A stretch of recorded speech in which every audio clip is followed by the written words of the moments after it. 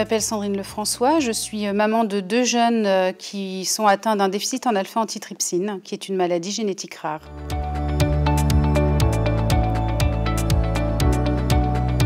Le déficit en alpha-antitrypsine, en fait, c'est un déficit de la fabrication d'une protéine fabriquée par le foie et qui est véhiculée dans le sang de façon à pouvoir protéger l'organisme et notamment les poumons, en fait, de toutes les agressions extérieures. Ça peut être les pollens, ça peut être les pollutions, ça peut être les fumées, etc. La maladie touche tout le monde finalement, que ce soit des bébés jusqu'aux adultes. Mais quand on diagnostique un enfant, c'est parce qu'il a un problème de foie. Les adultes, on les retrouve plutôt autour de 30-40 ans parce qu'il y a un emphysème. Une maladie vraiment déjà au niveau des poumons où on a beaucoup moins de capacité respiratoire. C'est compliqué à vivre parce qu'il y a beaucoup de passages à l'hôpital, des examens qui ne sont pas toujours très, très sympathiques pour un petit.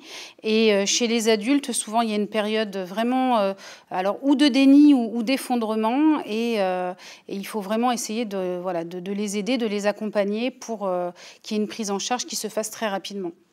Alors pour ceux qui sont atteints vraiment d'un emphysème déjà sévère, tout le quotidien va être modifié. C'est-à-dire que même un simple déplacement, faire 3 mètres, marcher sur 3 mètres, ils vont être très essoufflés. Le fait de participer à une conversation, ils vont avoir du mal à reprendre leur souffle. Prendre une douche, ça va être très compliqué aussi pour eux. Quand on est vraiment au stade terminal, c'est-à-dire que là on a vraiment une capacité respiratoire qui est très diminuée, on est sous oxygène, à ce moment-là, la seule thérapie, c'est une greffe pulmonaire. Alors, traitement curatif, il n'y en a pas à l'heure actuelle. Par contre, il existe un traitement par perfusion qui permet de remettre de l'alpha-antitrypsine dans le corps. Ces perfusions-là, par contre, il faut qu'elles aient lieu toutes les semaines. Donc, c'est assez contraignant pour les personnes. Mais ça permet, à côté, d'avoir beaucoup moins d'infections pulmonaires. Ça leur permet aussi de pouvoir sortir un peu plus parce que voilà, ils vont moins se dire « je suis obligée de me protéger, je reste enfermée chez moi ».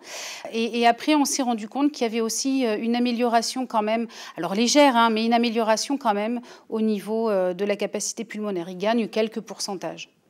C'est vrai que s'il n'y a pas de traitement, l'emphysème va évoluer et évolue quand même assez rapidement. Et pour quelqu'un qui aura fumé, à 40 ans, les poumons sont fichus. Donc c'est vraiment vital d'avoir ces traitements-là pour eux. Il est important que toutes les personnes qui travaillent au sein du LFB comprennent qu'ils font partie d'une chaîne. Chaque flacon qui sort du laboratoire, c'est une personne derrière qui est sauvée. Toute personne a un rôle indispensable pour sauver les vies des patients atteints de maladies rares.